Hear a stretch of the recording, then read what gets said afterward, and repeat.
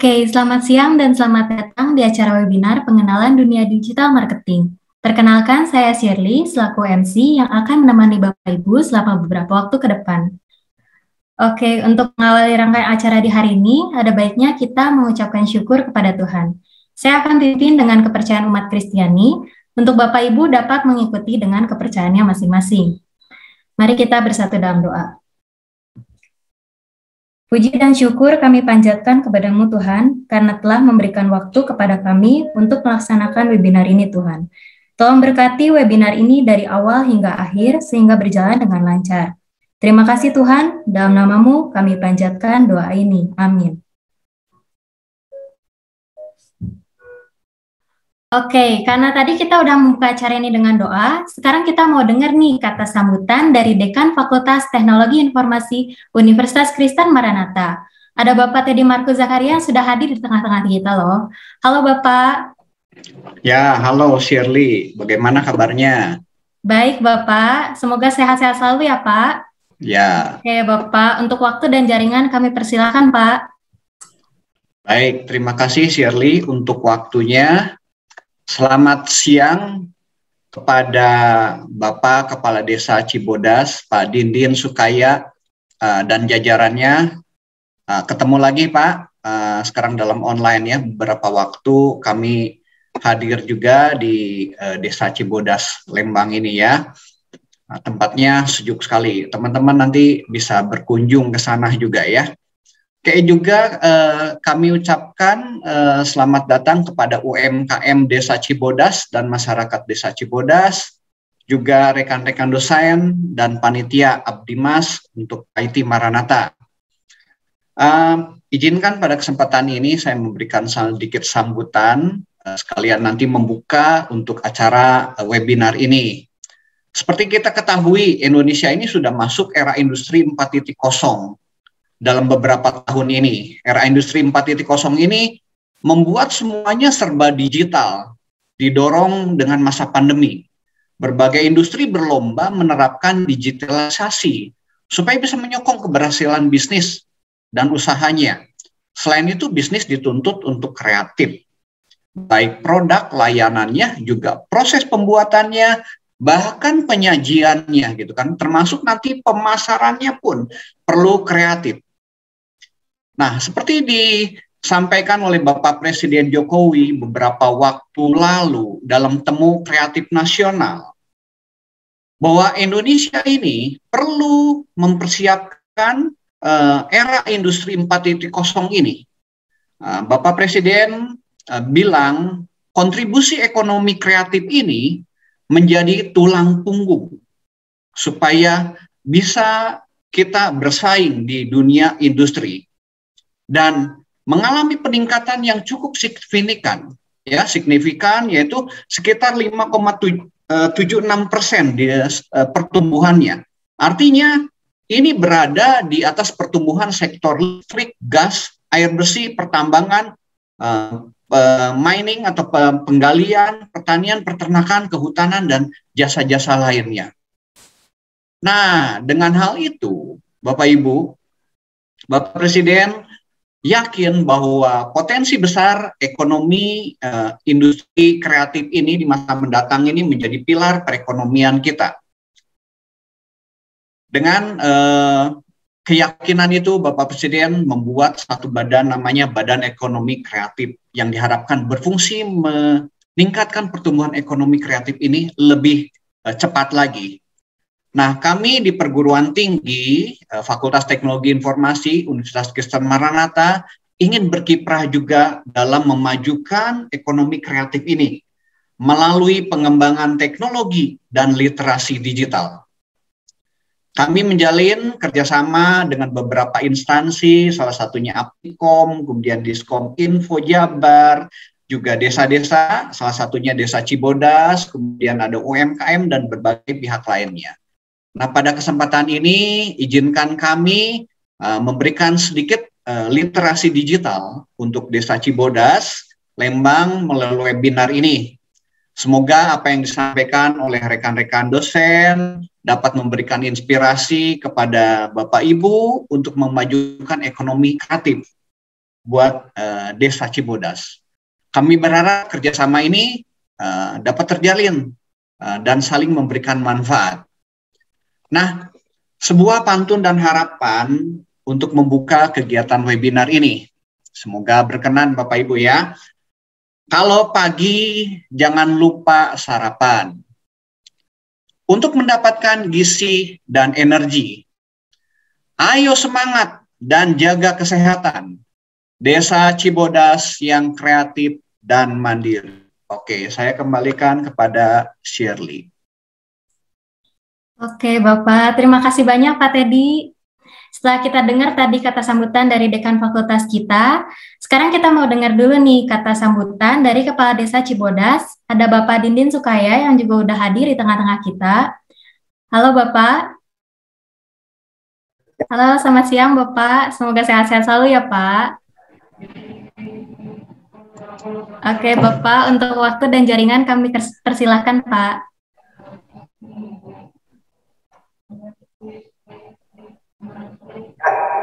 Terima kasih. Assalamualaikum warahmatullahi wabarakatuh. Waalaikumsalam. Waalaikumsalam Pak. Selamat siang, salam sejahtera bagi semua.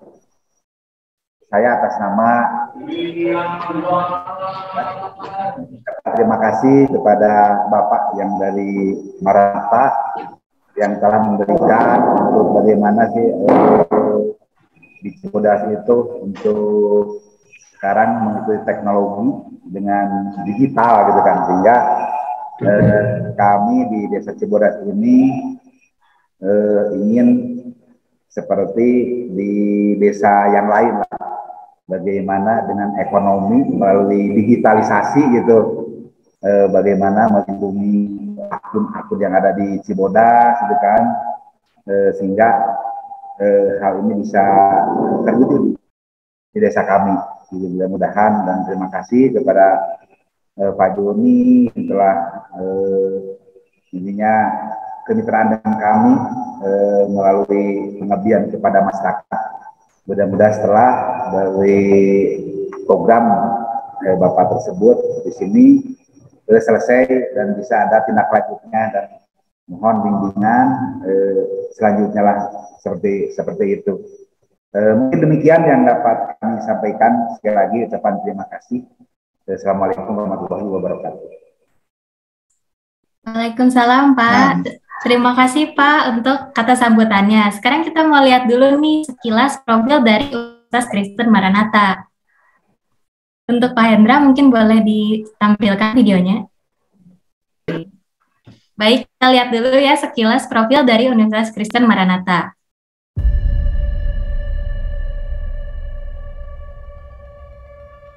This is the city of the creators.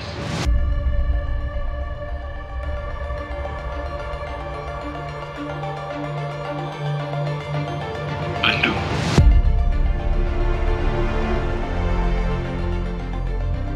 One of the largest cities in Indonesia, a creative city which has generated millions of innovations. Here, young men and women were born.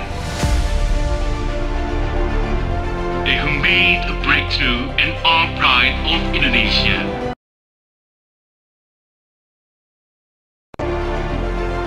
We are here to shape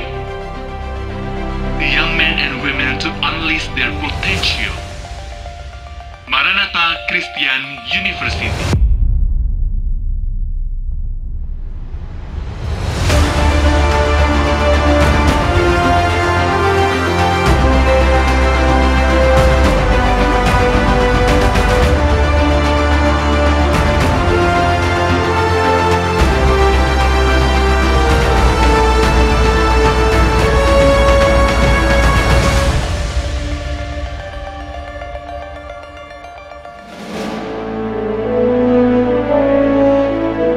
Since 1965, we serve and educate young generation to have a vision and inspire others.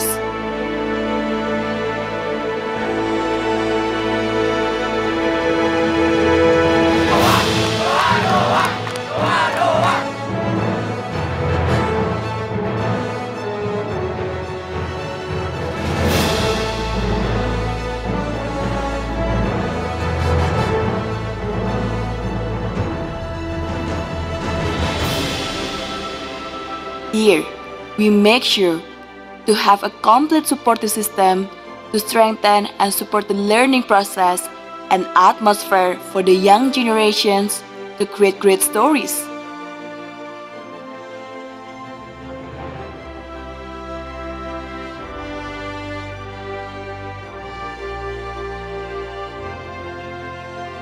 With 9 faculties and 28 study programs, we instill value, build character, to create positive impact to the world.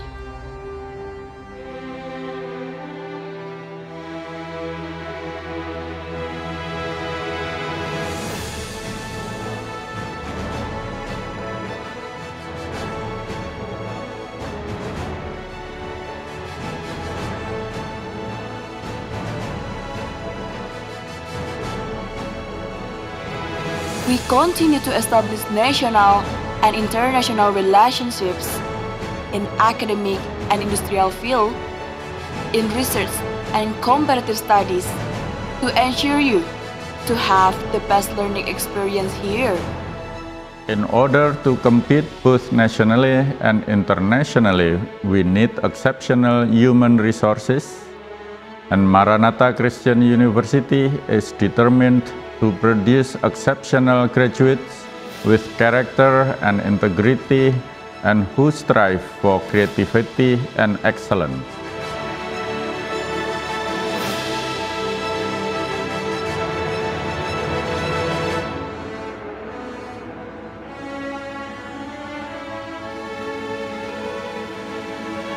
We choose to inspire the world and to inspire you, so that you can inspire others.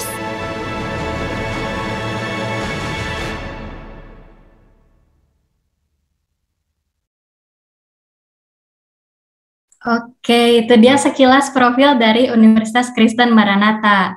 Nah, sebelum kita lanjut ke sesi-sesi berikutnya, kita mau adain sesi foto bersama dulu nih. Jadi untuk Bapak Ibu, kami persilakan untuk menyalakan kameranya ya. Dan juga untuk Kak Rolando, kalau udah siap boleh kasih kita aba-aba nih.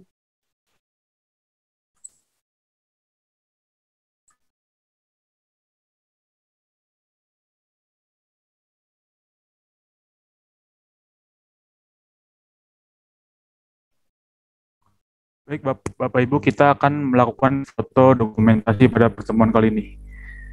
Saya akan capture 1, 2, 3.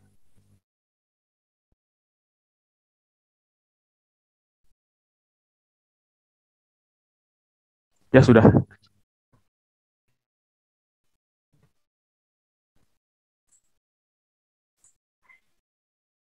Oke, sebelumnya saya ingin mengingatkan kembali kepada Bapak Ibu selama sesi webinar berlangsung, jangan lupa menyiapkan pertanyaan-pertanyaannya ya. Kemudian langsung aja ditulis di kolom chat. Sebelum kita masuk ke sesi webinar, aku bakal memperkenalkan dulu nih siapa aja pembicara kita yang tentunya nggak kalah hebat.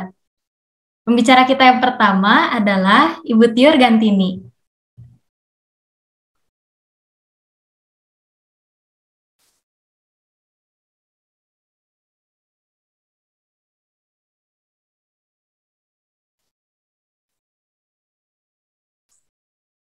Mungkin slide-nya boleh sambil di-share juga. Sebentar, saya share screen PPT saya ya. Iya, boleh Ibu. Sebentar.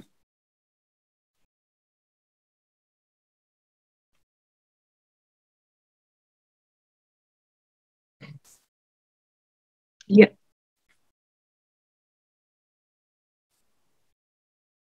Sudah terlihat? Sudah Bu, sudah terlihat. Mungkin saya akan bacakan dulu sedikit CV dari Ibu Tiorgantini ya. Ya, silakan.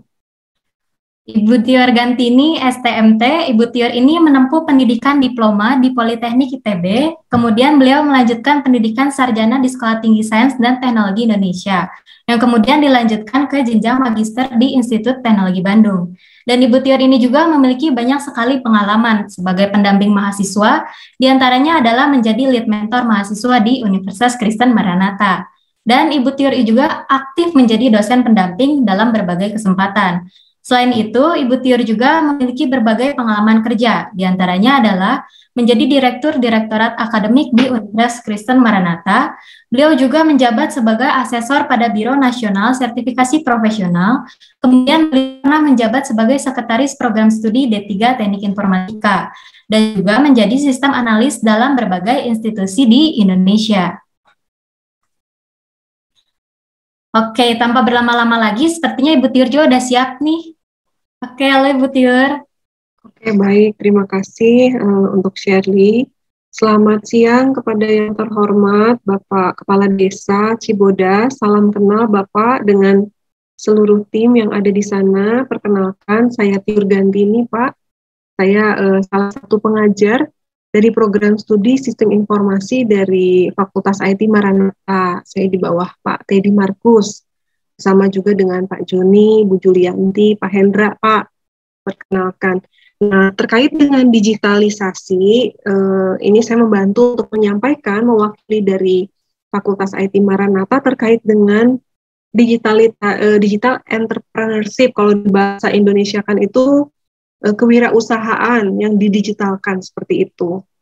Nah, memang saya belum pernah ke Cibodas ya, Pak Didin dan Bapak Ibu yang lainnya, namun mungkin dalam kesempatan lain bisa bertemu langsung. Nah, terkait dengan zaman yang digitalisasi ini yang sudah tadi disampaikan oleh Pak Teddy Markus, kiranya mungkin materi yang cukup singkat ini bisa memacu juga untuk para wirausahawan di Desa Cibodas untuk mulai ikut serta juga di dalam proses digitalisasi ya, seperti desa-desa yang sudah memulai mungkin terkait dengan hal ini. Saya tidak menyampaikan banyak, Pak, Bu, 3 hal inti terkait dengan, mungkin ini baru pendahuluan ya, terkait di dalam mendigitalkan sebuah usaha seperti itu. Nah, ini 3 topik utama seperti ini. Nah, terkait dengan digitalisasi entrepreneurship ini kan kewirausahaan ini kan di zaman sekarang ini terutama pandemi ya, kalau kita lihat banyak sekali usaha-usaha yang pada akhirnya gulung tikar atau ditutup gitu ya, karena memang ada yang satu tidak mendapat izin, yang kedua memang belum memiliki teknologi yang bisa mendukung terkait dengan usaha yang dimiliki. Nah, oleh karena itu makanya mari kita sama-sama, kalau di Desa Cibodas saya yakin banyak sekali usaha-usaha yang dilakukan di sana, walaupun saya belum pernah ke sana. Nah, sebetulnya digital ini merupakan cara baru bagaimana kita menemukan pelanggan di dalam usaha-usaha yang kita lakukan. Jadi bagaimana, apakah saya punya produk ataukah saya punya dalam bentuk jasa yang dimiliki oleh Desa Cibodas ini. Jadi yang selama ini secara tradisional, maka digital entrepreneurship ini adalah sebuah cara baru di dalam kita melakukan usaha. Nah, kalau dilihat terkait dengan jenis e-commerce itu ada 3 jenis. Ada yang berdasarkan produk ya, barang. Ada juga yang berdasarkan revenue, model pendapatan yang diperoleh. Ada juga berdasarkan model bisnis. Nah, mungkin kalau pengen jauh lebih dalam terkait masing-masing jenis e-commerce itu kan bisnis secara elektronik, mungkin akan bisa kita bahas secara detail di pertemuan-pertemuan berikutnya. Nah, mengapa sih kita harus go digital ya? Tentunya tadi wacana juga dari Pak Jokowi gitu ya, Dan memang kebutuhan zaman sendiri yang membuat kita sendiri harus beradaptasi dengan kondisi terbaru saat ini ya, yaitu untuk menjangkau lebih banyak pelanggan, lebih cepat juga, dan bagaimana kita memperlakukan pelanggan itu secara personalis, itu satu persatu, tidak lagi dianggap kebutuhannya secara massal begitu. Nah, inilah kenapa kita perlu untuk kita sama-sama go digital gitu ya, memulai secepatnya untuk bisa berproses terkait dengan digitalisasi dalam dunia usaha. Nah, paparan yang di depan yang tampil mungkin terlihat dengan jelas. Data 2022 memang belum ada ya, karena kita baru masuk beberapa hari, baru 12 hari masuk di tahun 2022 ini. Namun jika melihat terkait dengan aktivitas di dalam bisnis elektronik atau e-commerce ini di Indonesia ini, untuk yang mencari saja, ya, mencari produk dan jasa itu mencapai 93%, ya, itu yang berwarna biru. Saya yakinlah di Desa Cibodas pasti setiap rumah udah punya HP ya, jam now gitu, kayaknya nggak ada yang nggak punya HP ya. Nah, ini dilihat ya angka yang paling besar. Dan memang di yang paling ujung, kalau Bapak Ibu lihat, itu produk online yang dibeli melalui HP, aplikasi mobile, itu ada 79,1%. Jadi kalau kita melihat tampilan ini saja, maka memang kenapa kita perlu go digital? Karena memang saat ini orang sudah banyak melakukan aktivitas dengan menggunakan aplikasi elektronik, atau mungkin kita sebut dengan handphone. Jadi ini peluang besar bagi kita, apapun yang kita miliki, baik itu produk atau jasa, ini adalah satu peluang untuk kita bisa melakukan go digital di tahun 2022 ini. Nah, ini pembelian berdasarkan umur. Data ini diperoleh dari ininya sama juga ya Bapak Ibu ya, dari Hotsuite. Ini dilihat bahwa pembelian produk secara online di bulan-bulan terakhir, itu di penghujung pada di awal 2021 itu mencapai 84,8%. Jadi ini survei memang rutin dilakukan setiap tahun oleh Hotsuite ini, dan ini terus meningkat. Jadi kalau ada kesempatan untuk melihat tahun demi tahun, ini persentase ini akan terus meningkat, dan ini memang di antara angka 16-24 tahun yang melakukan pembelian.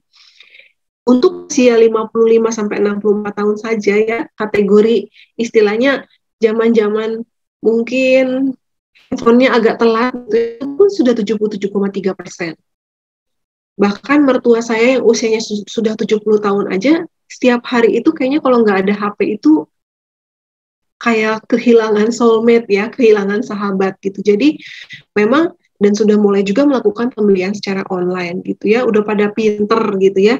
Nah, inilah peluang bisnis kita yang bisa memacu kita untuk melakukan go digital. Nah, sekarang bagaimana kita memulai bisnis digital? Sulit tidak? Tentu saja tidak sulit Bapak Ibu. Dan bisa juga tanpa modal. Yang pertama kali yang dibutuhkan adalah kita mengetahui produk dan jasa apa yang akan dijual. Jadi mungkin kalau Bapak Ibu di sini ada yang berkumpul di Desa Cibodas, kalau memang ingin untuk memulai go digital, maka list dulu, daftarkan dulu produk atau jasa apa yang akan dijual. Ya, baru setelah itu kita memikirkan bagaimana supaya kita bisa hadir dalam digital. Apakah kita perlu bikin website, ataukah kita mau bergabung dengan toko-toko online yang sudah ada? Apakah kita juga mau berjualan dengan menggunakan media sosial atau alat digital lainnya? Yang pasti yang pertama adalah daftar dulu. Kita mau jual produk atau mau jual jasa apa gitu ya. Nah, terkait dengan membuat go digital ini, maka ada 4 hal yang harus kita lakukan terkait dengan merencanakan bisnis yang sederhana. Yang pertama adalah entitas usaha. Apakah kita akan membuat badan usaha, ya? Apakah kita akan mengurus perizinan atau mengurus perpajakan? Saat ini Presiden kita Jokowi sudah memberikan kemudahan Bapak Ibu untuk usaha UMKM ya. Jadi itu jadi untuk bikin CV atau PT saja modalnya tidak sebesar dulu, bahkan bukan badan usaha, kita bisa juga membuat seorangan Bapak Ibu terkait dengan entitas usaha ini. Nanti kalau ada kesempatan atau ada yang berminat, nanti saya akan menaruh ya di akhir ini untuk nomor kontak saya. Itu sudah ada, bahkan kita pun bisa mengurus sendiri sebetulnya. dan syaratnya mudah, ya, syaratnya mudah, dipermudah oleh ini ya, untuk UMKM bisa, untuk badan usaha juga bisa. Ini yang pertama. Ini untuk terkait dengan izin ke secara resmi ya. Atau misalnya ketika kita mau awali dulu juga boleh, nanti setelah beberapa waktu berjalan baru kita urus yang ini ya, untuk terkait dengan izin dan juga perpajakan. Lalu hal yang paling penting yang berikutnya adalah kita melakukan riset pasar. Siapa target pasar yang akan kita tuju dengan produk dan jasa yang kita miliki? Lalu mau berapa ukuran pasarnya? Apakah kita mau skalanya, misalnya kalau Desa Cibodas ini kira-kira selama ini menjual produk dan jasanya kemana saja gitu ya?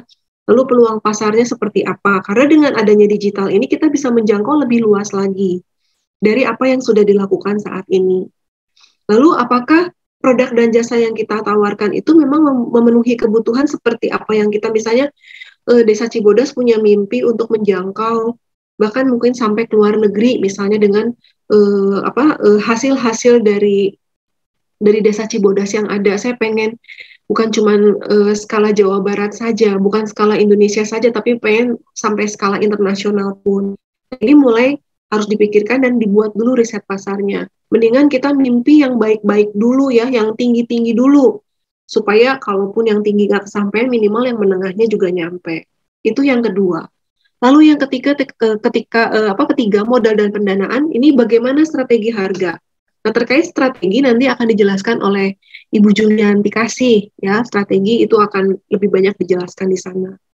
Namun terkait dengan harga pasti Bapak Ibu sudah lebih pengalaman dari saya ya, yang sudah mungkin melakukan usaha pada saat ini, bisa membandingkan harga pasar, harga pesaing ya. Bagaimana kalau seandainya Bapak Ibu punya produksi sendiri dari bahan mentah menjadi bahan jadi, Bapak pasti tahu dan Ibu untuk berapa sih harga produksi yang dihasilkan untuk menghasilkan produk A gitu ya, sehingga bisa menentukan ini sendiri. Bahkan kalau untuk modal pembuatan ini pun Bapak Ibu sudah tidak mahal saat ini. Jadi manfaatkan mumpung presidennya masih Jokowi ya.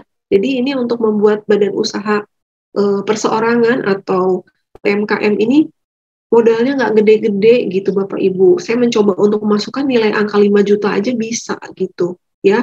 Dan ini kalau Bapak Ibu punya modal yang lebih besar tentunya bisa lebih enak gitu ya. Yang berikutnya adalah rencana operasional. Nah, produksinya bagaimana? Apakah selama ini sudah berjalan secara profesional, secara teratur? Lalu staf dan karyawannya juga bagaimana? Lalu secara keuangan dan pelaporan seperti apa?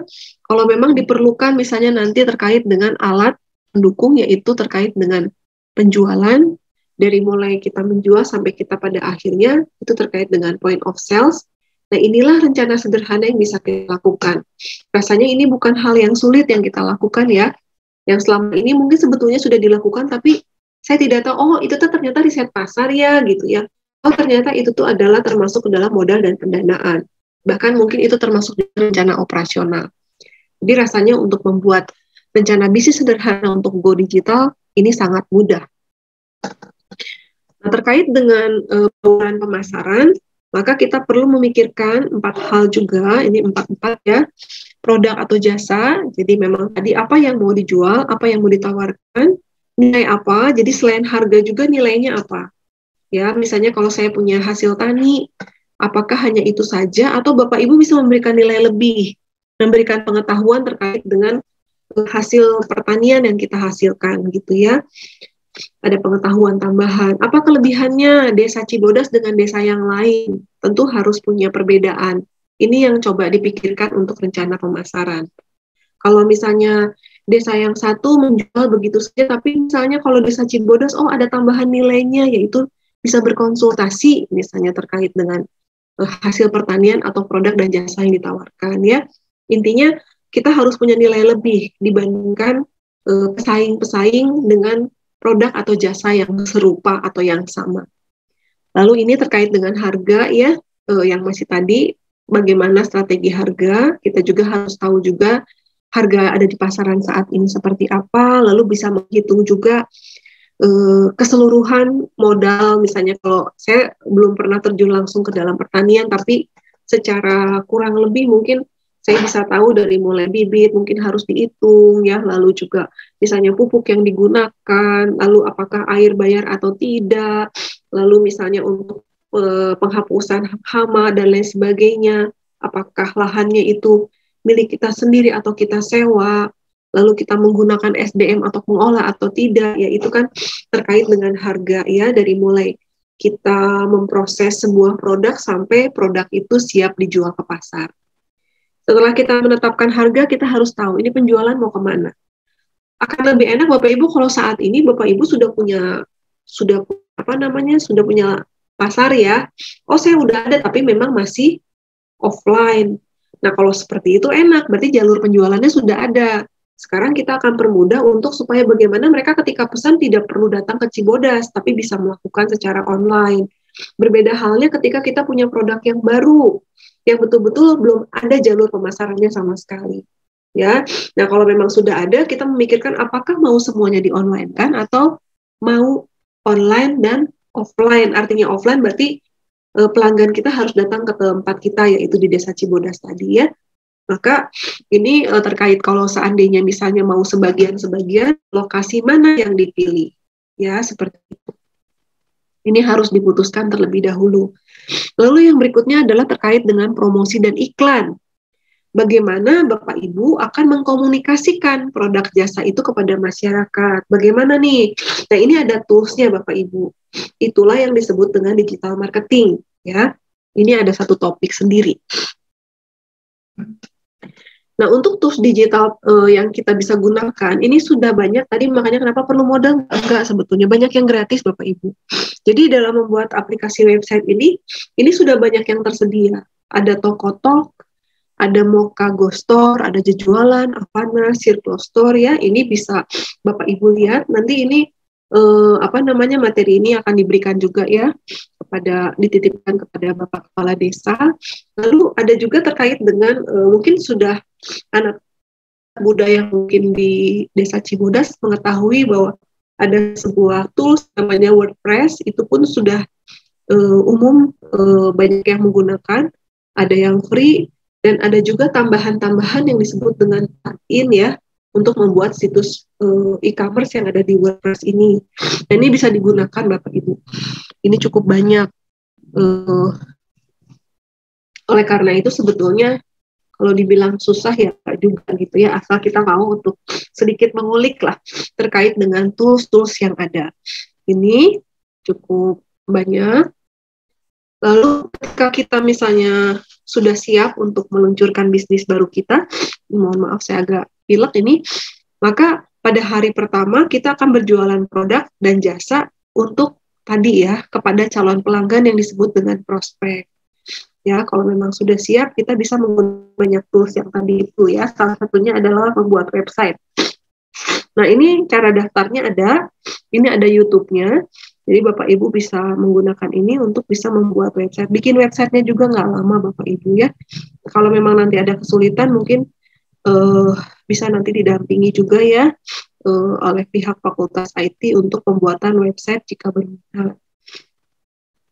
Nah, sekarang Bapak Ibu kan kita nih selama ini tradisional marketing ya, atau mungkin ada sebagian juga yang sudah mulai digital, misalnya sudah mulai dengan menggunakan Tokopedia atau Shopee atau Bukalapak ataupun toko-toko online yang lainnya. Nah, bagaimana kita bisa memasarkan bisnis kita? Itu jawabannya adalah dengan menggunakan digital marketing. Nah, saat ini Bapak Ibu kalau dilihat, ini tahun April 2021 pengguna media sosial itu sangat banyak Bapak Ibu di Indonesia. Jadi ini sebuah peluang besar untuk kita juga bisa berbisnis dengan menggunakan media sosial. Kita bisa memasarkan produk dan jasa yang dimiliki oleh Desa Cibodas melalui sosial media. Jadi bukan lagi kita menggunakan sosial media hanya untuk posting-posting foto gitu ya, bukan hanya untuk sekedar untuk chatting sana sini, tapi sebetulnya ini bisa dimanfaatkan juga untuk melakukan usaha secara digital. Penggunanya banyak sekali Bapak Ibu ya. Ini terlihat di sini, ini 2021, 2022 pasti naik lagi. Apalagi di zaman pandemi ini ya. Nah, ini pengguna Facebook Bapak Ibu sangat banyak sekali. Itu yang gambar merah itu perempuan, yang laki-laki itu yang warna biru. ya. Ini yang usia 25 sampai 34 itu yang banyak pakai Facebook itu laki-laki Bapak Ibu ya. Gitu. Ini untuk yang sosial media Facebook. Jadi peluang besar lah untuk kita bisa melakukan go digital dengan usaha-usaha yang ada. Nah, ini untuk Instagram Bapak Ibu. Instagram memang banyak yang pakai wanita ya. Itu usia 18 yang paling tinggi untuk jumlah wanita. Tuh. Sekarang tergantung produknya apa nih. Mau kita sasar apakah pria atau wanita atau ada dua-duanya, maka bisa menggunakan kedua sosial media ini. Nah, Bapak Ibu, untuk Instagram marketing, memang ini akan lebih baik lagi kalau seandainya waktunya agak cukup panjang ya, karena waktu kita singkat. Di Instagram marketing itu, kalau Bapak Ibu lihat itu sudah ada yang namanya Instagram bisnis ya, itu pun bisa free, dan kalau memang Bapak Ibu pengen produknya terus naik di depan, itu lebih baik berbayar, tapi berbayarnya pun masih bisa jangkau lah. Itulah yang nanti akan dibahas oleh Bu Julianti terkait dengan strategi ya Bapak Ibu ya. Jadi untuk yang gratis banyak, istilahnya gini, jangan kita terpatok dulu, aduh susah, enggak lah. Zaman sekarang itu Bapak Ibu yang pakai HP udah sampai ke desa-desa itu udah banyak banget ya, apalagi desa Cibodas bukan desa yang di ujung bumi Indonesia, tapi masih ada di kota besar gitu. Jadi peluang untuk digitalisasi ini sangat luar biasa lah untuk kita bisa memulainya sejak dini, agar memang produk dan jasa yang ada di desa Cibodas juga bisa menjangkau lebih banyak lagi area yang mungkin selama ini belum terjangkau dengan menggunakan dengan menggunakan offline ya, belum didigitalkan gitu. Itu yang ada ya. Nah, Instagram marketing ini memang ada banyak ya Bapak Ibu, ada yang dengan menggunakan story, ada yang menggunakan post, lalu ada juga reel sekarang. Bahkan sekarang itu ada marketing TikTok Bapak Ibu. Kita bisa berjualan lewat TikTok juga tanpa orang sadar bahwa kita sedang menjual itu gitu ya. Nah, ini sangat banyak terkait dengan digitalisasi. Nah, ini kontak saya Bapak Ibu. Saya lupa ini belum mencantumkan Facebook. Facebook saya menggunakan nama saya sendiri, Tiur Gantini ya Bapak Ibu. Ini dari saya. Saya akan kembalikan ke Kak Shirley. Saya kembalikan ke Kak Shirley. Oke, terima kasih Bu Tiur. Terima kasih banyak. Izin stop share ya. Baik Bu. Iya. Kita udah dapat banyak banget nih materi berharga dari Bu Tiur. Sekali lagi terima kasih Bu Tiur. Nah, sekarang kita lanjut nih untuk sesi kedua kita. Sesi kedua kita ini sangat menarik nih, karena kalau tadi di sesi pertama kita dapat dasar-dasar digital marketing, untuk sesi kedua ini kita bakal dapat gimana strateginya dari digital marketing itu sendiri. Tapi sebelum kita masuk ke dalam sesi kedua, aku mau memperkenalkan dulu nih pembicara kedua kita, yaitu Ibu Julianti Kasih. Ibu Julianti Kasih, SEMkom. Ibu Julianti menempuh pendidikan sarjana di Universitas Diponegoro, yang kemudian beliau melanjutkan pendidikan magister di Sekolah Tinggi Manajemen Informatika dan Komputer LIKMI. Dan Ibu Julianti ini juga memiliki banyak sekali pengalaman di bidang digital marketing nih. Salah satunya adalah sebagai staf pengajar di Fakultas Teknologi Informasi Universitas Kristen Maranatha. Beliau aktif mengajar pada mata kuliah digital marketing, kewirausahaan, dan proses bisnis. Selain itu, untuk memperkaya ilmu, Ibu Julianti ini juga mengikuti berbagai sertifikasi. Salah satu sertifikasi yang ditempuh oleh beliau adalah Internet Marketing Practitioner, Digital Marketing, Business Instructor, dan juga E-commerce Consultant. Oke, tanpa berlama-lama lagi, sepertinya Ibu Julianti juga udah siap nih. Halo Bu Julianti. Halo Shirley. Oke. Baik Bu, untuk waktu dan jaringan saya persilahkan ya. Oke. Baik, selamat siang Bapak Dinding dan para staf. Saya Ibu Julianti Kasih, saya salah satu juga dosen yang ada di Fakultas Maranatha. Nah, tadi setelah kita mendengar dari Ibu Tiur tentang paparan bagaimana bahwa digital marketing itu adalah sesuatu yang penting, bagaimana cara membuka usaha. Nah, saya sekarang akan sharing sedikit tentang bagaimana strategi di dalam dunia digital marketing. Saya akan share screen ya, Bapak Ibu sekalian. Bentar.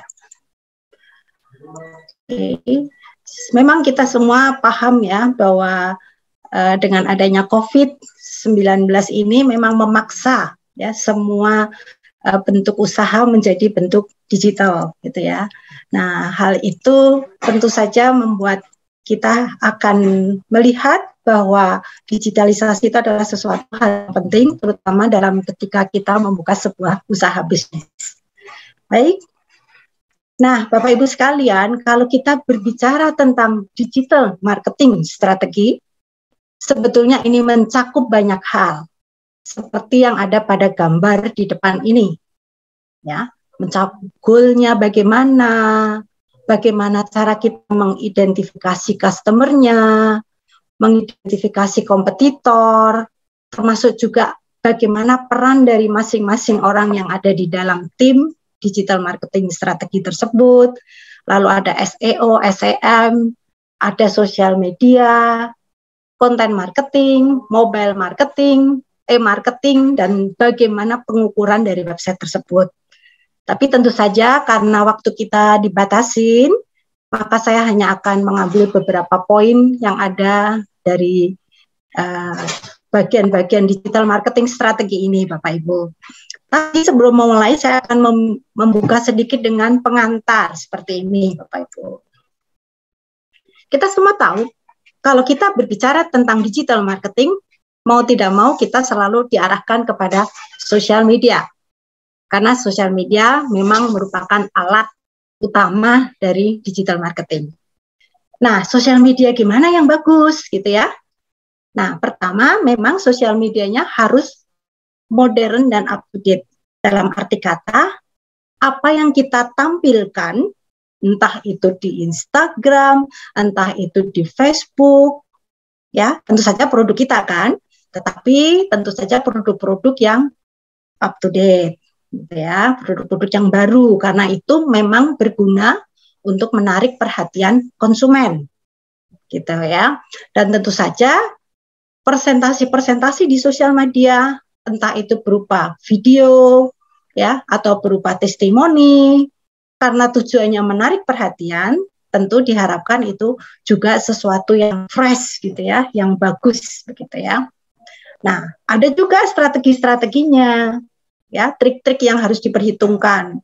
Nanti kita akan coba lihat pada bagian berikutnya. Nah, beberapa poin sebetulnya Bapak Ibu yang harus kita perhatikan ketika kita memulai sebuah bisnis, kita harus melihat siapa konsumen kita. Konsumen kita itu menentukan alat strategi kita. Ketika konsumen kita itu adalah anak muda, nah, ini anak muda, berarti cara komunikasinya, alat digital marketingnya bisa menggunakan lebih banyak seperti Instagram, Facebook, gitu ya. Atau, konsumen kita itu ternyata konsumen yang lebih tua. Nah, itu tentu saja kita perlu melihat. Untuk konsumen yang usianya sudah lebih lanjut, mungkin mereka akan lebih tertarik ketika iklan itu diberikan secara langsung, sapaannya dalam bentuk WhatsApp gitu ya, bukan dalam bentuk media-media Instagram, karena mungkin mereka Instagram pun nggak punya gitu ya. Nah, bagaimana kita berkomunikasi dengan konsumen kita memang tergantung dari siapa konsumen kita. Siapa konsumen kita juga menentukan alat digital marketing mana yang cocok, yang harus kita gunakan. Gitu ya.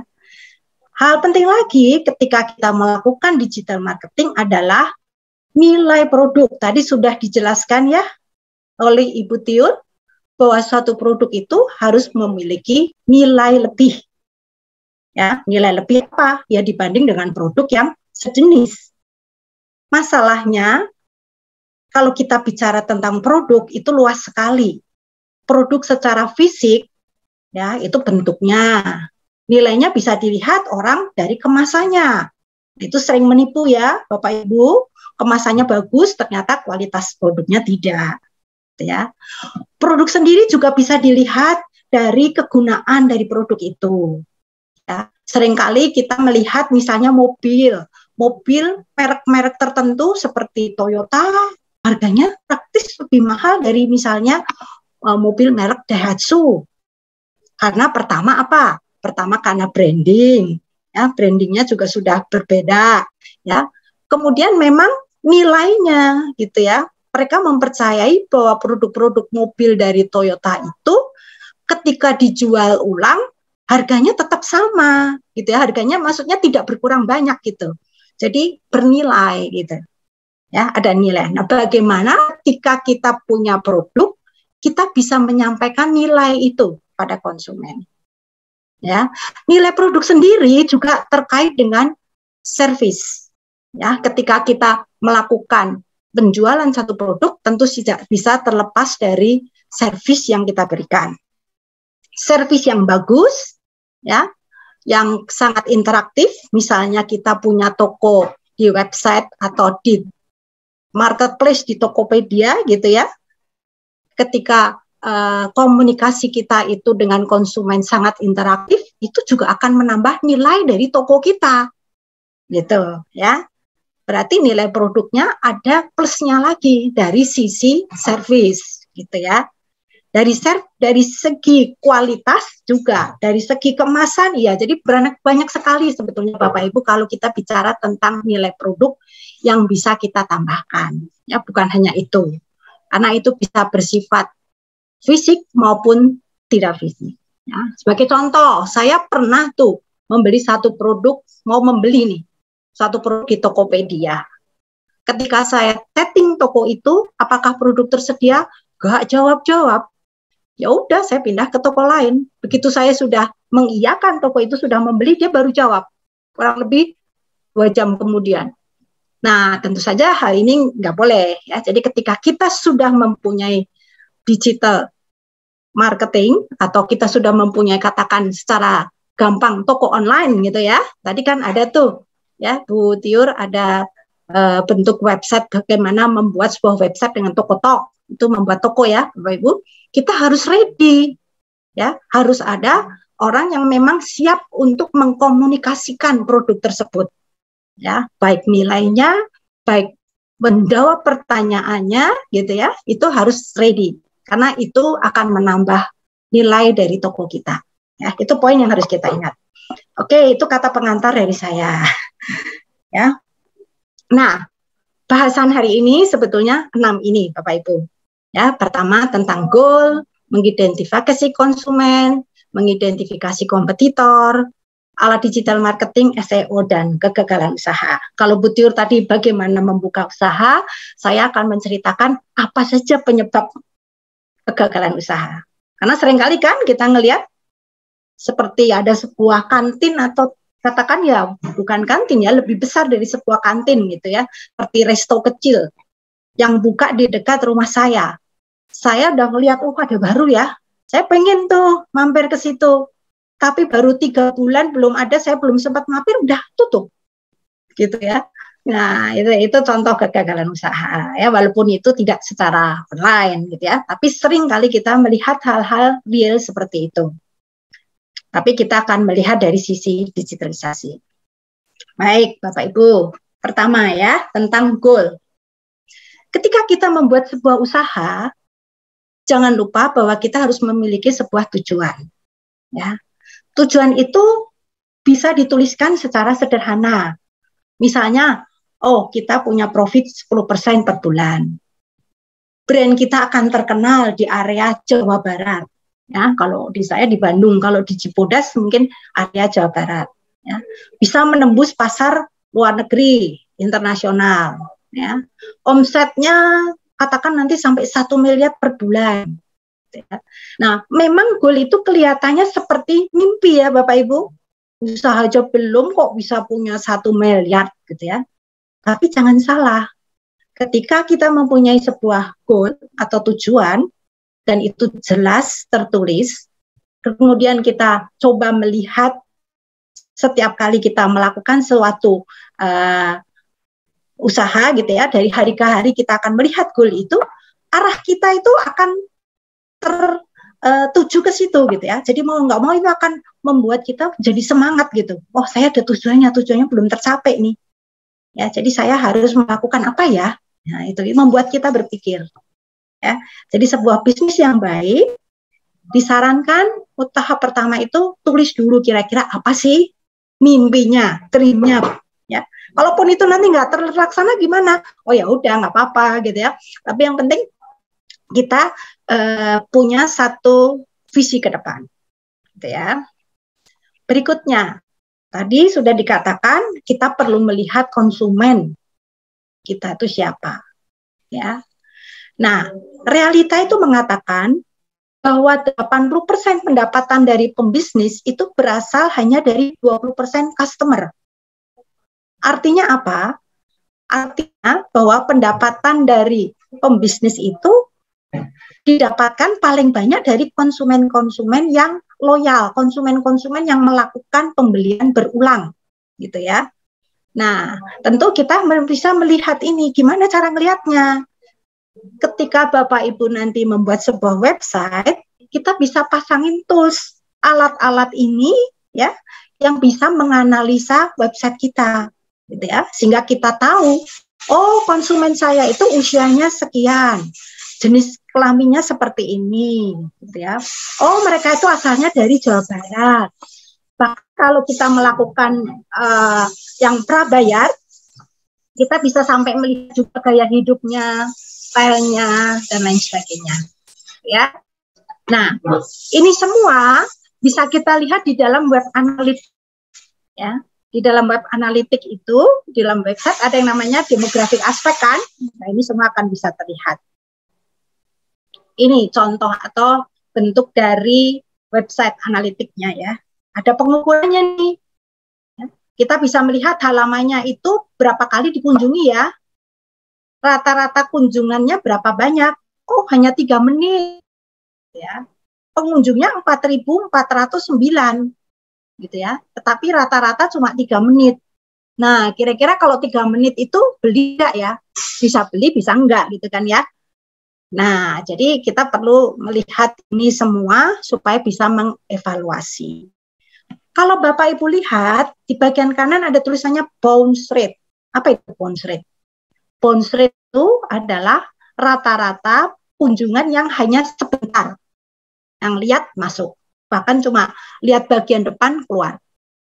Nah, kalau bounce rate-nya itu tinggi, artinya website Bapak Ibu tidak cukup menarik perhatian konsumen atau tidak cukup membuat mereka itu akhirnya bisa membeli produk kita. Gitu ya. Jadi kalau bounce rate-nya tinggi, berarti websitenya harus dibenerin. Gitu ya. Jadi banyak orang yang cuma lihat keluar ya, tidak cukup menarik mereka untuk sampai akhirnya melakukan penjualan. Melakukan pembelian ya, kita melakukan penjualan. Nah, sebenarnya ada tahap-tahapan konsumen ketika dia mau melakukan penjualan ya. Tahapannya itu disebut AIDA, Bapak Ibu. AIDA bukan nama orang ya. AIDA ini singkatan. Yang pertama itu awareness. Awareness itu artinya kesadaran. Ya. Nah, bagaimana produk kita itu pertama kali itu bisa membuat konsumen sadar. Oh iya ya, ada loh ya produk seperti itu. Itu produk yang saya butuhkan. Ya, kalau kita jual produk kan produk itu harus bisa memecahkan masalah konsumen. Misalnya saya mau beli sebuah meja karena saya butuh meja untuk kerja. Nah, branding kita muncul, produk kita ding, oh iya ada produk itu meja yang saya butuhkan, meja yang sederhana tapi bagus. Catnya ya saya suka, warnanya putih misalnya gitu ya. Jadi konsumen itu akan masuk di dalam funnel. Funnel ini lorong ya Bapak Ibu. Sebelum dia melakukan memutuskan pembelian, sebetulnya konsumen itu melalui tahap-tahap yang disebut AIDA gitu ya. Jadi pertama kali dia sadar dulu, oh ada merek ini. Terus dia interest, dia mulai tertarik. Nah, ketika dia mulai tertarik, dia berarti mulai cari tahu kan, ini produk seperti apa sih? Nah, ini dari marketer perspektifnya harus suspek itu sebenarnya curiga ya, tapi dia harus bisa melihat, ini ada calon konsumen yang kelihatannya tertarik loh, saya harus memberikan informasi. Informasi apa yang diberikan?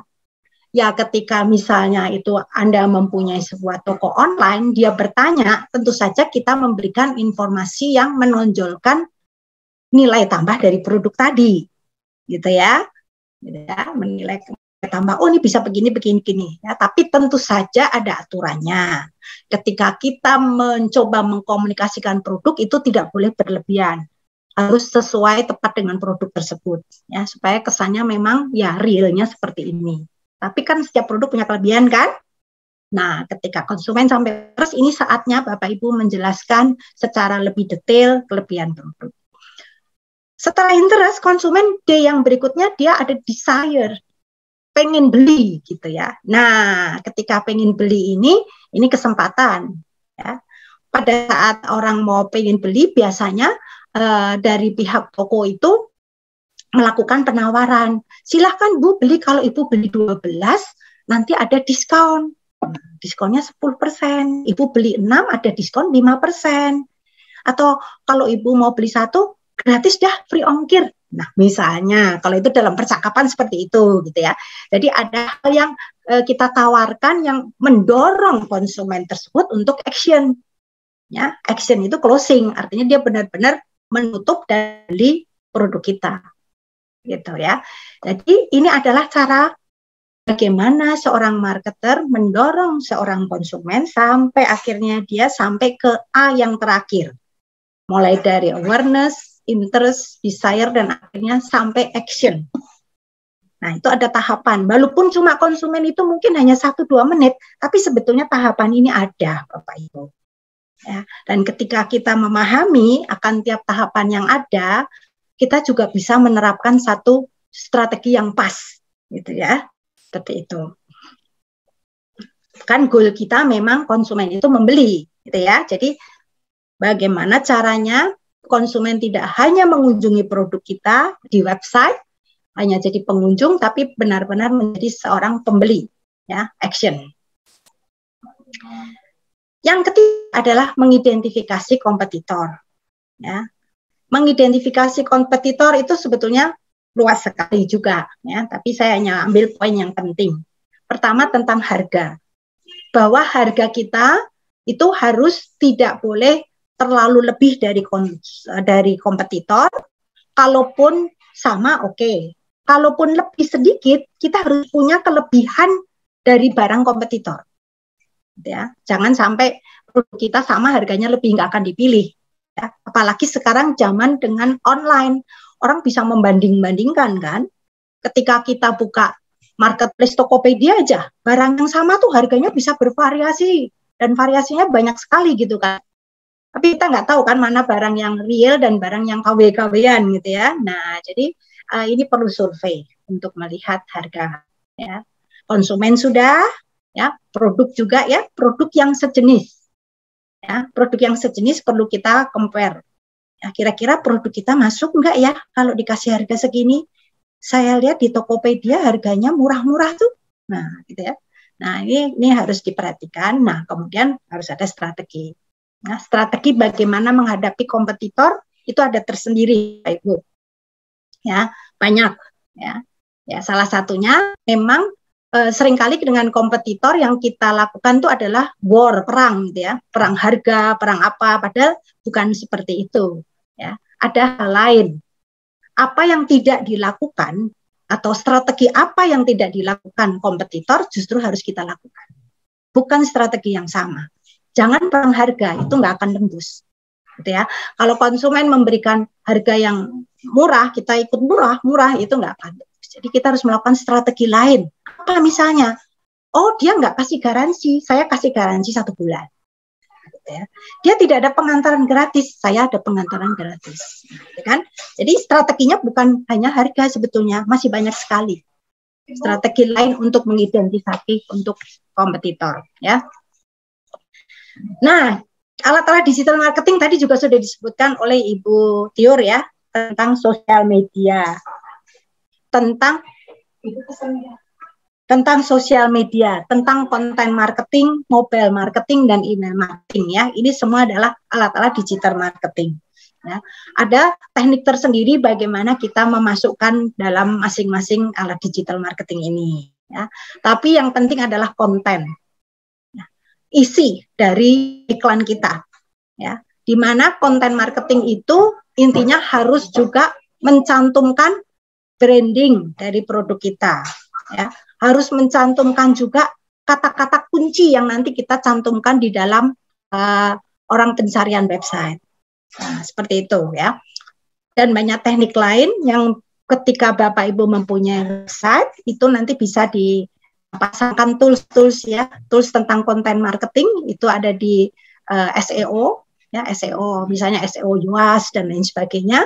Jadi ketika kita mengetik sesuatu untuk judul di dalam sebuah ini mesin pencarian ya, itu nanti dia bisa mengkoreksi, oh ini kata-katanya belum bagus, kata-katanya perlu ditambah atau ada tanda ya gitu. Ya, nah itu ada sendiri tools-toolsnya. Mobile marketing jelas, semua orang sekarang kalau ketinggalan HP kembali ke rumah gitu ya, karena di dalam mobile marketing itu udah semuanya. Ya, kita bisa melakukan pembelian juga dengan menggunakan alat-alat ini kan OVO, GoPay ya. Mau masuk ke supermarket pun sekarang kita harus menggunakan ini ya aplikasi Peduli Lindungi kan. Nah itu kan ada di HP gitu ya. Kalau HP ketinggalan nggak bisa masuk gitu ya. Jadi semuanya menggunakan HP sehingga mobile marketing ini memang keharusan pada zaman sekarang ya. Email marketing kita tahu juga ya. Oke. Nah ini Bapak Ibu mungkin ini ada istilah yang sedikit perlu dipahami, ada yang namanya SEO sama SEM. Ini apa lagi gitu ya. SEO itu singkatan dari Search Engine Optimization. Itu bagaimana cara kita mengoptimisasi website kita. Supaya ketika konsumen itu memasukkan link atau mau mencari sesuatu gitu ya. Ini ada gambarnya, misalnya mau mencari hotel di Jakarta gitu ya. Nama hotel Bapak Ibu itu akan muncul di halaman pertama. Ya. Nah, seperti ini. Kalau ini ada tulisannya iklan, itu berarti memang dia melakukan pembayaran ya, seperti hotel Intercontinental, hotel Jakarta, ini iklan, berarti dia melakukan pembayaran supaya nomor 1 di atas ya urutannya. Tapi kalau tidak ada tulisannya iklan, ini langsung www.traveloka gitu ya, berarti Traveloka itu melakukan SEO. Ya, jadi dia memasang alat-alat untuk supaya website dia itu bisa ada pada halaman teratas. Ya, kalau Bapak Ibu mencari sesuatu kan nggak mau tuh kita nyari sampai halaman ke-10, paling halaman 1 dan 2 gitu kan. Nah, ketika posisi link website kita ada di halaman 10 nggak akan pernah ketemu konsumennya gitu. Ya, sehingga perlu dibuat supaya dia ada pada halaman-halaman di depan. Nah, itu menggunakan alat yang namanya SEO seperti itu. Ya. SEO sendiri terdiri dari SEA, Search Engine Advertising, yang advertising yang iklan-iklan, ya. Nah, kalau SEO ditambah SEA itu seluruhnya ini disebut SEM. Ya, singkatan dari Search Engine Marketing. Ya, ini ada satu mata kuliah sendiri, satu kuliah nih saya tentang ini gitu ya. Untuk SEO dan SEM. Kita lanjut ya, Bapak Ibu. Mudah-mudahan cukup terbayang. Kalau tidak terbayang nggak apa-apa, nanti silakan untuk bertanya. Ya, ini penyebab kegagalan dalam usaha. Ya. Seringkali kita memang usaha itu gagal. Ya. Kenapa? Alasan pertama, ketika memulai itu kurang survei. Nah, ini Bapak Ibu ada tentang, saya akan coba bukakan ya, tentang Google Trends. Ya, Google Trends. Coba sebentar saya stop dulu share screen-nya. Ya. Jadi Google Trend ini Bapak Ibu nanti akan bisa melihat kira-kira produk saya atau produk yang saya mau beli ini ya itu ada di masyarakat seperti apa gitu ya. Maksudnya saingannya kayak apa atau berapa banyak orang yang melihat produk yang serupa itu di dalam sebuah website atau di digital gitu ya. Sebentar ya Bapak Ibu ya, saya akan coba lihat dulu linknya. Oke. Apakah sudah terlihat? Terlihat Ibu? Sudah terlihat. Oke. Jadi misalnya gini, ini Google Trends ya Bapak Ibu. Bapak Ibu pengen tentang food gitu ya, tentang makanan. Oke. Ya. mau bikin nih, contoh, oh saya pengen bikin apa ya? Saya pengen buka warung bakso, yang gampang ya, atau warung untuk misalnya ayam goreng lah, kayak ayam Kentucky gitu ya. Nah, saya perlu melihat di Google Trend ini. Nah, waktu itu kalau masukin akan terlihat tuh ya, ayam Kentucky itu dari Januari 17 ya, mulai dari ini 2021 ya sampai September, ini tanggalnya bisa, ini kan 12 bulan. Ini bisa kita ganti-ganti nih. Ya, bisa dalam hari tuh. Ya, bisa juga dalam bulan gitu ya. Nah, ya, ini kita anggap aja dalam 30 hari lah ya. Nah, dalam 30 hari itu orang yang ini masih food ya, ganti dulu bakso tadi ya. Kita lihat dalam 30 hari itu yang orang pesan bakso lebih banyak daripada orang yang pesan Kentucky melalui website.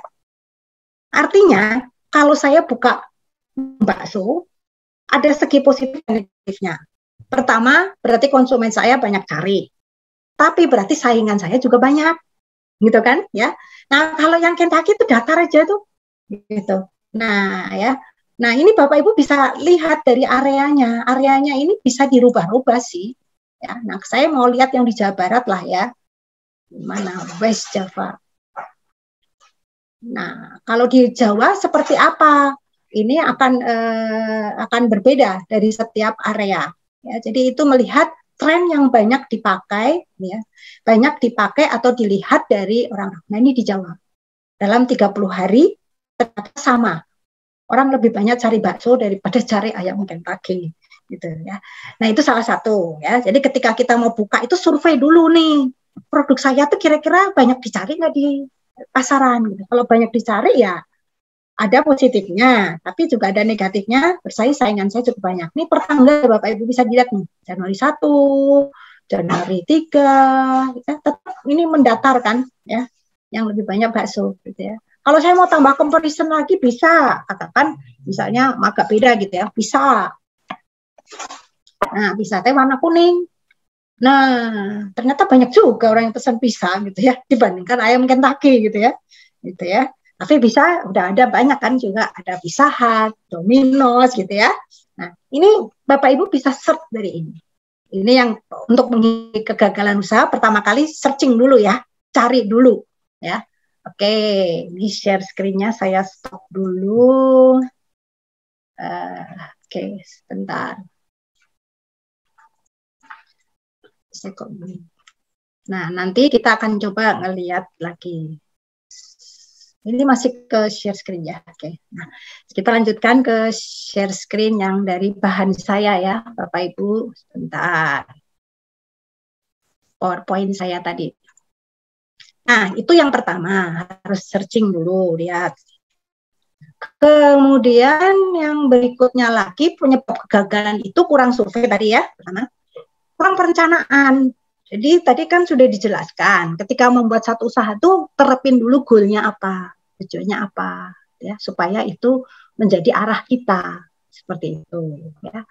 Lalu kebanyakan usaha itu fokusnya pada produk, bukan pada kelebihannya, bukan pada value proposition-nya.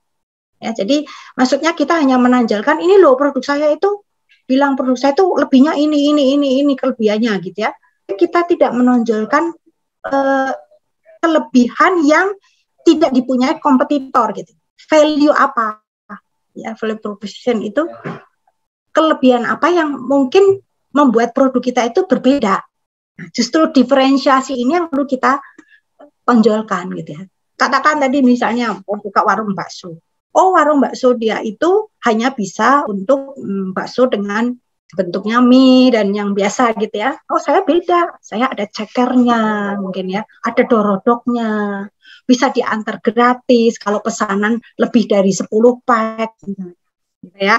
Nanti kalau Bapak Ibu pesan lebih 10 pack, saya kasih kuponnya untuk pembelian berikutnya. Nah, model-model begitu ya. Jadi ada yang ditonjolkan bukan semata-mata produk tapi kelebihan produk itu. Ya, kebanyakan orang salah yang ditonjolkan produknya doang. Itu saingannya terlalu banyak. Kalau saya tadi buka warung bakso segitu banyak orang yang pesan melalui online, nggak masuk gitu ya. Yang keempat, tidak konsisten. Nah, digital marketing itu memang butuh orang yang bisa konsisten untuk melihat, bisa konsisten untuk membuat konten, ya, dan juga bisa kalau kita sudah punya toko online, serius untuk menjawab konsumen gitu. Ya. Nah, konsistensi ini seringkali tidak dipakai. Jadi sudah punya website tapi ya sudah ditinggalin, nggak diurus gitu. Nah, ini menyebabkan kegagalan.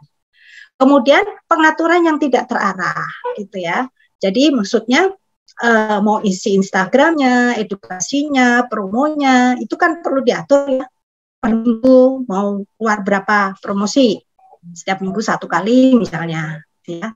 Jadi memang butuh orang yang bisa menangani toko online tersebut ya, baik dari segi kontennya kalau kita sudah punya Instagram ya, maupun dari segi promosi-promosinya gitu ya, perlu dilacak terus begitu. Nah, yang 6 itu respon pendek, responnya lambat. Seperti tadi yang saya jelaskan ya, ketika saya beli ke Tokopedia, nggak direspon-respon, saya pindah ke toko sebelahnya, gitu ya. Sekarang itu ya, dalam persaingan zaman sekarang yang dibutuhkan bukan respon, bukan sesuatu yang modern dan makan harga ya. Tapi sekarang persaingan lebih ke arah yang quick dan cepat. Yang cepat itu yang menang, gitu ya, kalau dalam bisnis. Ya. Termasuk dalam ini respon. Secara online respon itu sangat mempengaruhi. Ya, kalau kita punya toko online, memang harus ready, gitu ya. Enggak harus 24, tapi ketika dalam kantor itu memang ready untuk menjawab seperti itu. Ya. Dan yang ketujuh, kurang membina relasi dengan konsumen. Ya, jadi sapa-sapa konsumen kita gitu ya. Kalau kita misalnya punya sebuah poliklinik, kemudian konsumen kita itu datang, terus sudah pulang, kita WA, ya. Terima kasih untuk kunjungannya, kiranya Bapak cukup sehat. Nah, itu kan beda ya. Terus nanti kapan ulang tahun kita selamat ulang tahun, semoga Bapak dan Ibu dalam keadaan sehat gitu ya. Jadi konsumennya ketika dia sakit ingatnya apa? Poliklinik kita gitu. Karena sering disapa-sapa gitu ya. Jangan konsumen kita beli sekali ya udah tinggalin gitu ya. Nah, itu tidak membina relasi. Relasi bisa dibina dengan banyak cara. Ya. Jadi ketika tadi orang sakit tentu dia ingatnya siapa? Oh ya tadi poliklinik yang tadi yang sapa-sapa saya gitu, WA-nya masih ada gitu ya. Itu akan muncul di dalam benak konsumen. Jadi di dalam pelajaran Fakultas Ekonomi itu ada yang belajari tentang perilaku konsumen. Itu 1 semester. Waduh. Itu khusus mempelajari gimana kita membuat konsumen itu mempelajari meriset perilakunya. Dan bagaimana kita membuat konsumen itu supaya dia itu attach dengan kita. Ya, seperti itu. Itu ada khusus pelajaran itu. Bahkan di beberapa negara tertentu, kita itu survei konsumennya sampai dipasangi video. Video dipasang di dalam suatu ruang makan, ya.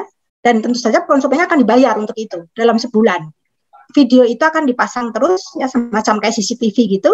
Kemudian dilihat, kalau pagi ini konsumen buka lemari es, apa yang dimakan? Apa yang disajikan di meja makan dia. Nah, survei itu sampai seperti itu, gitu ya, untuk melihat konsumennya dan untuk membangun nanti relasi dengan konsumen. Karena dilihat ini hal yang sangat penting, ya, untuk memajukan sebuah bisnis, gitu ya. Kemudian kurang perhitungan keuangan, ya, tentu saja kita sudah menyiapkan bentuk keuangannya. Kalau kita punya modal, katakan berapa nih? Oh 5 juta gitu ya. Nah kita harus sudah siap juga. Mungkin dengan 5 juta itu nanti harus rugi. Misalnya gitu ya. Sampai hilang. Udah siap dengan itu gitu ya. Kalau 5 juta itu kita pengen untung berapa? Gitu, setiap bulannya. Oh bulan ini belum untung ya wajar ya. Kalau bulan-bulan pertama kan pasti kita memang belum langsung bisa dinilai. Tapi harus ada titik poin di mana kita harus sudah mulai mendapatkan keuntungan.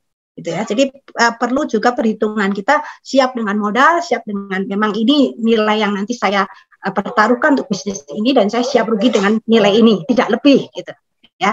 Nah, hal-hal seperti ini perlu Bapak Ibu kalau kita mau memulai sebuah usaha dan usaha itu sudah dalam bentuk digital lagi gitu ya. Ini perlu kita perhatikan ya lebih dalam gitu. Nah, ini ada satu quote ya. Quote itu seperti pepatah lah dalam bahasa Indonesia ya. Oleh John Pascal yang mengatakan content marketing is a commitment, not a campaign. Jadi ketika kita membuat konten digital marketing itu komitmen. Jadi bukan hanya campaign. Ya. Artinya ketika kita sudah mempunyai Instagram, ya itu harus di-update, ya, kemudian diisi terus ya dengan postingan-postingan gitu ya, tidak dibiarkan gitu ya. Jadi ada komitmen untuk menjalankan digital marketing tersebut gitu. Ya, jadi itu semua hanya alat. Mau Instagram, Facebook itu tidak akan menghasilkan konsumen kalau kita tidak pelihara. Ya, kita tidak komitmen untuk mengisi konten-kontennya, ya. Seperti itu Bapak Ibu ya. Jadi kalau nanti Desa Cibodas sudah mempunyai sebuah website, ya itu perlu dipelihara gitu. Harus ada orang yang mungkin bertugas untuk mengupdate, untuk melihatnya, untuk nanti ke Instagramnya jualannya gitu ya. Saya rasa Desa Cibodas akan potensial sekali ya. Kalau ini saya lihat juga dari pertanyaannya bisa bikin seperti marketplace gitu ya. Petani-petani nanti semuanya store di website tersebut, kemudian bisa dijual bareng-bareng gitu ya. Nah itu banyak potensi yang saya lihat dari Desa Cibodas karena cukup subur ya Bapak Ibu. Nah ini pustaka yang saya pakai ya dari Isai Konsil, dari juga bahan materi saya, dari cara membuat konten marketing dan lain sebagainya. Ini kontak saya, silahkan kalau mau kontak dan ada pertanyaan-pertanyaan seputar digital marketing. Baik Bapak Ibu, sampai sekian presentasi saya, mudah-mudahan bisa memberikan suatu gambaran sedikit ya tentang bagaimana kita harus berstrategi kita memiliki digital marketing. Terima kasih Bapak Ibu sekalian. Saya izin stop share. Saya kembalikan kepada MC. Silakan Shirley. Oke, terima kasih Bu Julianti. Menarik banget nih materinya. Sekarang waktunya masuk ke sesi pertanyaan nih. Jadi buat Bapak Ibu yang mungkin udah siapin pertanyaan, boleh langsung aja ditanyain nih kedua narasumber kita.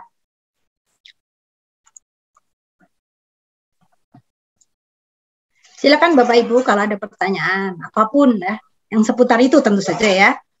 Dan yang ada seputar dengan digital marketing. Kalau cara bertanam gitu itu mah lebih ahli dari Bapak Ibu sekalian daripada saya. Silakan Bapak Ibu.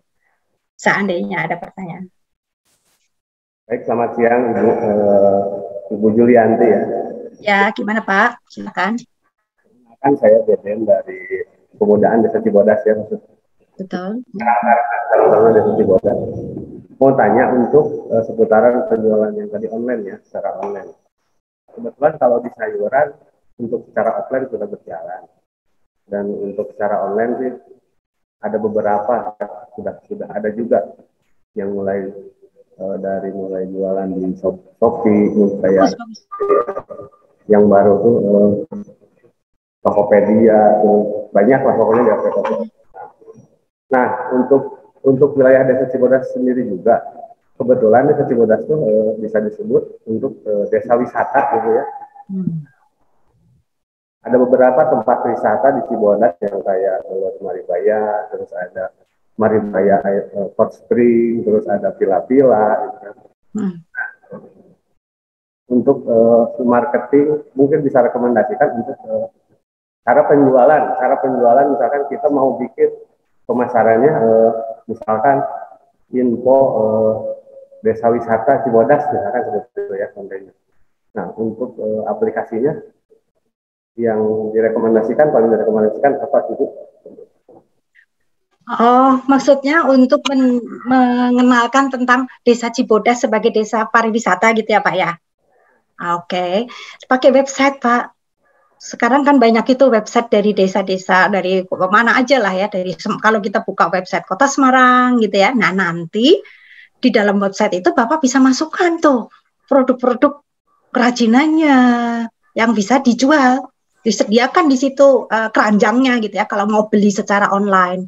Jadi itu bisa digabung sih sebetulnya kalau mau ya, promosi tentang Cibodas sebagai desa pariwisata dan ya tentu saja kerajinan ya. Kalau yang bentuk sayuran itu kan ada waktunya ya Pak ya, ada waktunya harus cepat itu mungkin harus tersendiri ya. Itu dikoordinir sendiri menjadi sebuah website atau sebuah marketplace khusus untuk sayuran misalnya gitu ya.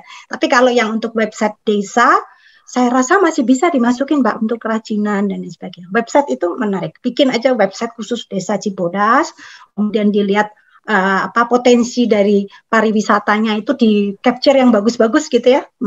Dimasukin juga itunya penjualannya kerajinan. Yang saya tahu tuh Garut ada ya Pak. Garut itu terkenal dengan tas kan ya, pembuatan tas kulit segala gitu ya. Nah itu mereka punya websitenya gitu. Jadi bikin kebetulan di Cibodas juga ada website sih, cuman belum dirapihkan ya, coba kita rapihkan. Nah, tadi saya lihat untuk CEO yang di Google itu caranya untuk berada di halaman 1 itu seperti apa ya? Apa tidak kurang kedengar? Caranya untuk apa? Caranya untuk supaya website kita ada di halaman 1 misalkan. Oh ya, jadi di websitenya itu Bapak akan memasang tools ya, ditambahkan add gitu ya, add tools. Toolsnya itu namanya SEO, Search Engine Optimization. Kalau biasanya di situ tuh adanya SEO Yoast. Itu ada bentuk yang memang premium kita bayar, ada bentuk yang gratisan, Pak. Dimasukkan ke situ, ditambahkan tools tersebut. Nanti ketika Bapak membuat sebuah artikel, misalnya ya, artikel tentang Desa Cibodas, kan Bapak harus memasukkan keterangan di linknya ya, di link Desa Cibodas tadi. Nah, kalau di Yoast SEO itu, ketika Bapak memasukkan keterangan yang pendek tadi ya, kalau kita buka website itu kan ada kayak gini nih Pak, bentar. Mungkin saya kasih contoh ya. Apa ya? Yang tadi di slide saya tadi Pak, di slide saya sebentar. Mungkin supaya lebih kebayang. Kebayang nggak Pak sebentar?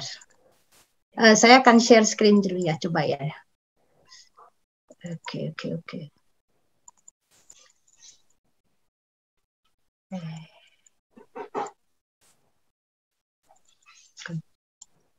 Yang ini Pak, ini nih, keterangan ini Pak, kata-kata ini ya. Nah, kalau Bapak memasang Yoast SEO tadi, keterangan ini kita ketikkan kan, dia akan ngasih tanda si Yoast ini.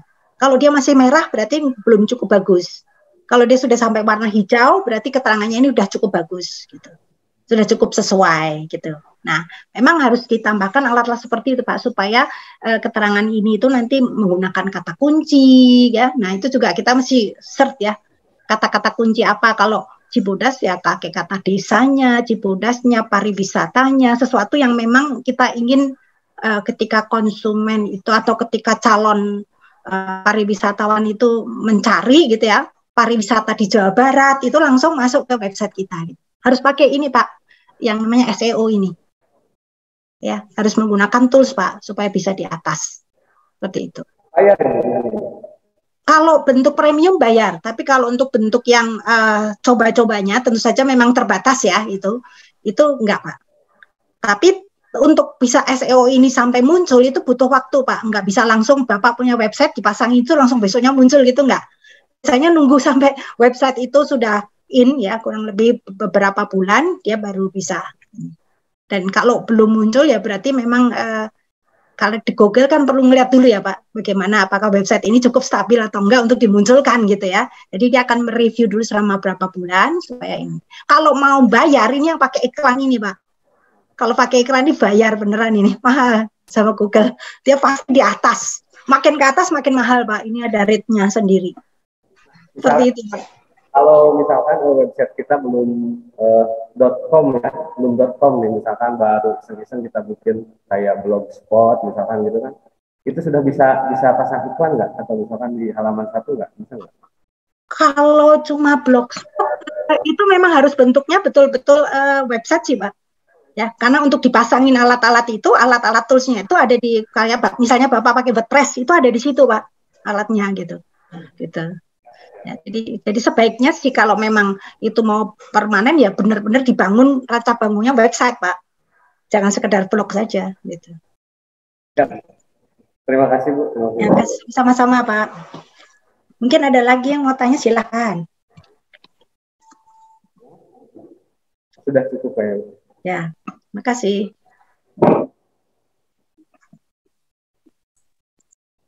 Oke, terima kasih Bu Julianti udah memberikan materi dengan sangat jelas. Nah, sekarang sepertinya kita udah di penghujung acara nih, tapi sebelum mengakhiri acara webinar ini, kita mau dengar dulu kata penutup dari Pak Joni Setiawan. Halo, selamat sore, Pak. Halo. Bapak, Ya, untuk waktu dan jaringan kami persilakan ya, Pak. ya, oke. Makasih nih atas kehadirannya teman-teman dari Desa Cibodas ya. Mungkin kemarin waktu saya dengan Pak Tadi hadir di sana, mungkin belum sempat ya ketemu. Ya, mungkin nanti dalam waktu dekat, mudah-mudahan kami bisa berkunjung lagi, kemudian bisa berdiskusi lebih jauh lagi ya. Jadi tadi banyak sekali kalau saya lihat pertanyaan ataupun kebutuhan dari teman-teman akan penerapan teknologi informasi di bidang kehidupan sehari-hari. Mungkin kita bisa diskusi lebih banyak sekiranya apa aja yang teman-teman butuhin. Karena terus terang kami sendiri masih mungkin awam ya dengan kehidupan desa gitu, karena terbiasa di kota mungkin ya. Nah, tetapi karena ini kebetulan dekat, nah jadi mungkin kita lebih gampang ya ketemuannya.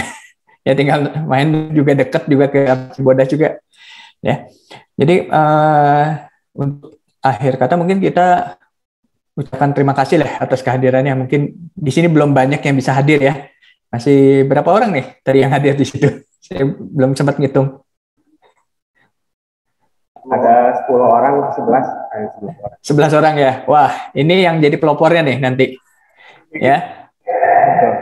Nah, jadi biar nanti teman-teman kalau ada kebutuhan atau apa, karena kebetulan memang kita juga dapat informasi bahwa Desa Cibodas juga mendapat bantuan tower ya, internet. Nah, ini kita akan coba bantu untuk dimanfaatkan semaksimal mungkin. Jadi tadi Bu Julianti juga sudah memaparkan untuk penggunaan website. Memang kemarin sempat juga kita bahas untuk pengembangan website Desa Cibodasnya sendiri. Nah, nanti juga mungkin kita kolaborasi dengan teman-teman di sana, terutama dari Karang Taruna, sambil belajar, sambil ngembangin. Nah, ya, jadi teman-teman juga bisa ikut berpartisipasi, sehingga website desa yang memang milik desa itu bisa dikembangkan oleh teman-teman semua. Ya, semoga apa yang tadi sudah disampaikan oleh Bu Tiur, kemudian Bu Julianti, ada manfaatnya bagi teman-teman. Nah, nanti untuk selanjutnya kita akan coba lihat kolaborasikan dengan apa yang teman-teman butuhkan. Ya, jadi jangan takut, jangan segan lah. Karena kan Bandung Lembang berapa? Paling 30 menit ya. 34 menit. Yuk kita main-main lah sambil jalan-jalan. Nanti juga tadi Bu Tiur, mungkin Bu Juli nanti sekali waktu mungkin akan berkunjung juga sehingga bisa lebih interaksi. Kalau teman-teman di desa juga butuh bantuan pendampingan atau jangan segan untuk informasikan kepada kami. Nanti kita coba bantu untuk mengirimkan tim ke sana juga. Ya, tenang aja. Kita coba bantu semuanya. Diundang Pak ke Maranatha sekali-sekali. Iya, nanti kali kita undang untuk pelatihan yang lebih serius mungkin. Ya, siap juga. Oke, mungkin itu semoga apa yang kita sudah berikan bermanfaat bagi teman-teman semua. Ya, nanti kita coba kembangkan. Mudah-mudahan Desa Cibodas selain menjadi desa wisata ya, itu juga bisa menjadi salah satu desa digital yang memiliki keunggulan di Jawa Barat. Minimal itu dulu. Ya. Yang pertama, dan nanti mudah-mudahan bisa menjadi percontohan juga bagi desa-desa lain, khususnya yang di luar Jawa. Ya. Sukses selalu. Ini saja. Terima kasih. Saya kembalikan ke Shirley. Baik, Pak Joni. Terima kasih, Pak. Karena tadi kita di awal sudah membuka dengan doa, ada baiknya kita akan menutup dengan doanya juga pasti. Saya akan pimpin dengan kepercayaan umat Kristiani, baik Bapak Ibu bisa mengikuti dengan kepercayaan masing-masing. Oke. Terima kasih Tuhan atas bimbingan-Mu. Pada kesempatan kali ini kami bisa mengikuti kegiatan webinar dari awal hingga akhir.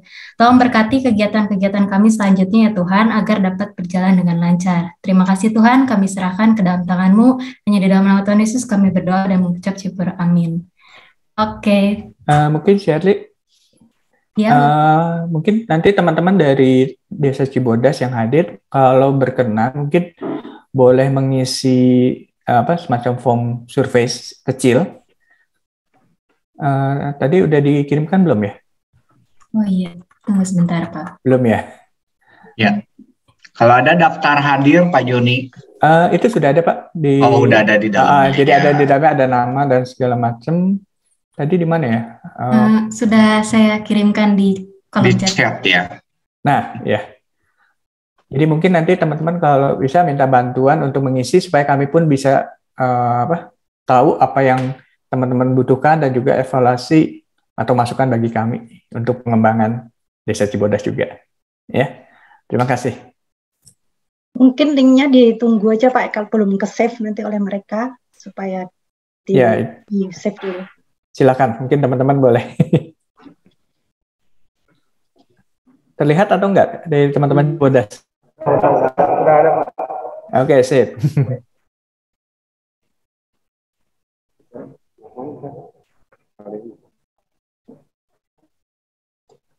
Bisa kirim ke WA-nya Pak Dindin juga, Pak. Ada. Ya, nanti Joni. Saya kirim ke Pak Dindin dan ke Pak Ferry ya, mungkin ya.